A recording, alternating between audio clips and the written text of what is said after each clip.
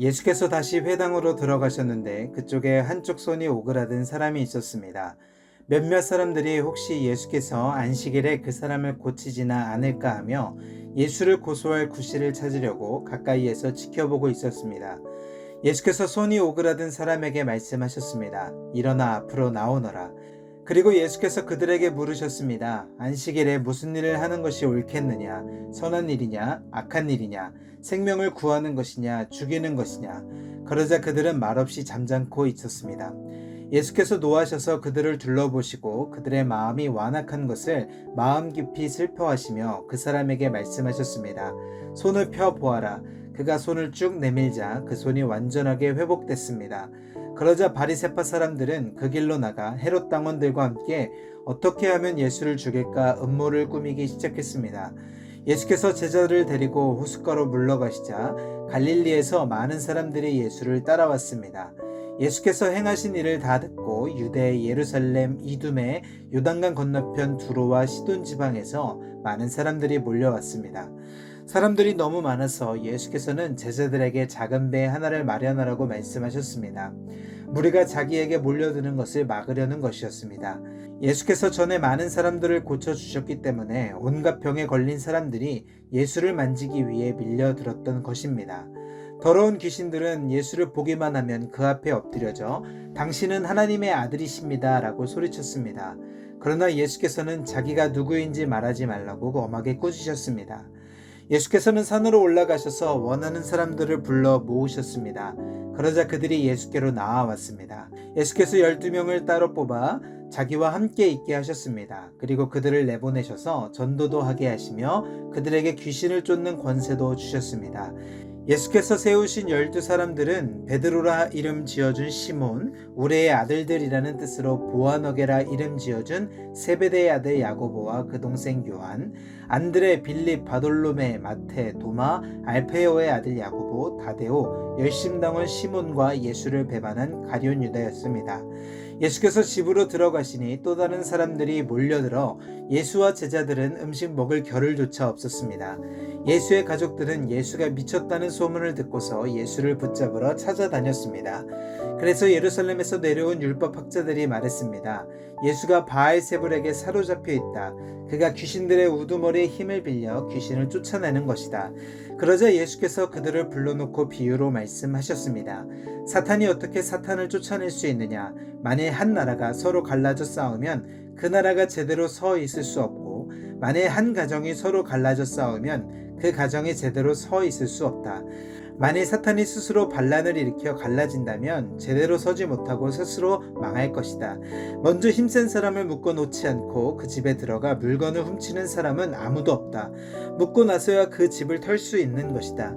내가 너희에게 진실로 말한다. 사람이 어떤 죄를 짓든지 어떤 비방의 말을 하든지 그것은 모두 용서받을 수 있다.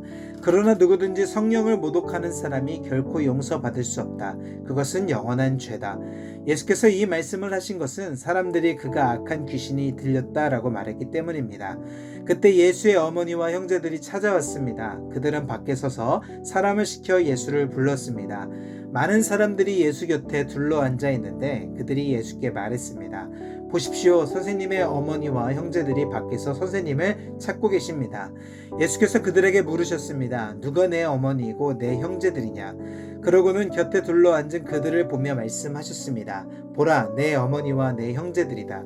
누구든지 하나님의 뜻을 행하는 사람이 바로 내 형제요 자매요 어머니다. 예수께서 다시 호숫가에서 가르치기 시작하셨습니다. 수많은 사람이 예수 주위에 몰려들었기 때문에 예수께서는 호수에 배를 띄우고 배에 올라 앉으셨습니다. 사람들은 모두 호숫가를 따라 앉아 있었습니다. 예수께서 비유를 들어 그들에게 여러 가지를 가르치셨습니다. 그러면서 이렇게 말씀하셨습니다. 잘 들으라. 어떤 농부가 씨를 뿌리러 나갔다. 그가 씨를 뿌리고 있는데 어떤 씨는 길가에 떨어져 새들이 와서 모두 쪼아 먹었다. 어떤 씨는 흙이 많지 않은 돌밭에 떨어졌는데 흙이 얕아 싹이 금방 돋았지만 해가 뜨자 그 싹은 말랐고 뿌리가 없어서 시들어 버렸다. 다른 씨는 가시덤불 속에 떨어졌는데 가시덤불이 무성해져 그 기운을 막는 바람에 제대로 열매를 맺지 못했다. 또 다른 씨는 좋은 땅에 떨어져 싹이 나고 잘 자라서 30배, 60배, 100배의 열매들을 맺었다. 그리고 예수께서 말씀하셨습니다. 들을 귀 있는 사람은 들으라. 예수께서 혼자 계실 때 12 제자들과 그 곁에 있던 사람들이 그 비유가 무슨 뜻인지 물었습니다. 예수께서 대답하셨습니다. 너희에게는 하나님 나라의 비밀을 아는 것이 허락됐으나 다른 사람들에게는 모든 것을 비유로 말한다. 이것은 그들이 보기에 보아도 알지 못하고 듣기는 들어도 깨닫지 못하게 해 그들이 돌아와서 용서를 받지 못하게 하시려는 것이다. 그리고 예수께서 그들에게 말씀하셨습니다. 이 비유를 알아듣지 못하겠느냐? 그렇다면 다른 비유는 어떻게 알아듣겠느냐? 씨를 뿌리는 농부는 말씀을 뿌리는 사람이다. 말씀이 길가에 뿌려졌다는 것은 이런 사람을 두고 하는 말이다. 그들은 말씀을 듣기는 하지만 곧 사탄이 와서 그들 안에 뿌려진 말씀을 가로채간다. 이와 마찬가지로 말씀이 돌밭에 떨어졌다는 것은 이런 사람을 두고 하는 말이다. 그들은 말씀을 듣고 기뻐하며 즉시 받아들이지만 뿌리가 없어서 오래가지 못하고 그 말씀 때문에 고난이나 핍박이 오면 곧 넘어진다. 또 다른 사람들은 말씀이 가시밭에 떨어진 것과 같아서 그들은 말씀을 듣기는 하지만 이 세상의 걱정, 돈의 유혹, 그 밖에 다른 많은 욕심이 들어와 말씀의 기운을 막고 열매를 맺지 못하게 한다.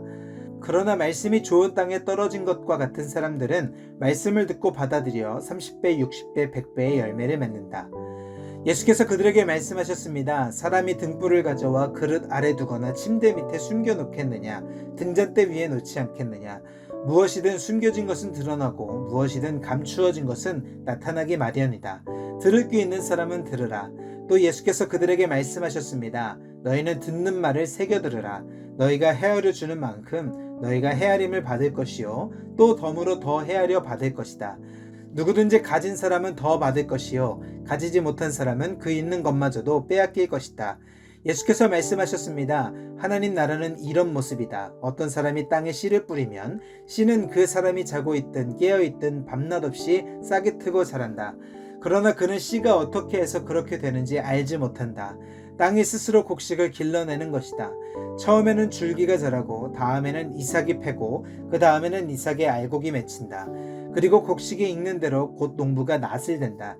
이제 추수할 때가 됐기 때문이다. 예수께서 또 말씀하셨습니다. 하나님 나라는 무엇에 비교할 수 있을까? 어떤 비유로 설명할 수 있을까?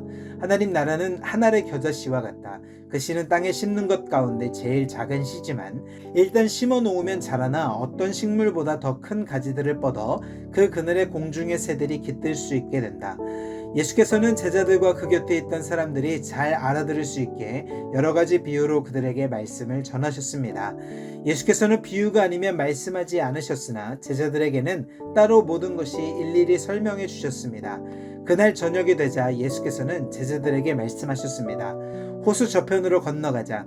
제자들은 사람들을 뒤로 하고 예수를 배 안에 계신 그대로 모시고 갔습니다. 그러자 다른 배들도 함께 따라갔습니다. 그때 매우 강한 바람이 불어와 파도가 배 안으로 들이쳐 배가 물에 잠기기 직전이었습니다. 예수께서는 배 뒷부분에서 베개를 베고 주무시고 계셨습니다. 제자들이 예수를 깨우며 말했습니다. 선생님, 저희가 빠져 죽게 되는데 모른 척 하십니까? 예수께서 일어나셔서 바람을 꾸짖으시고 파도에게 명령하셨습니다. 고요하라, 잠잠하라. 그러자 바람이 멈추고 호수가 잔잔해졌습니다. 예수께서 제자들에게 말씀하셨습니다. 왜 그렇게 무서워하느냐? 아직도 믿음이 없느냐? 제자들은 크게 두려워하면서 서로 수군거렸습니다. 도대체 이분이 누구시기에 바람과 파도까지도 복종하는가? 아멘.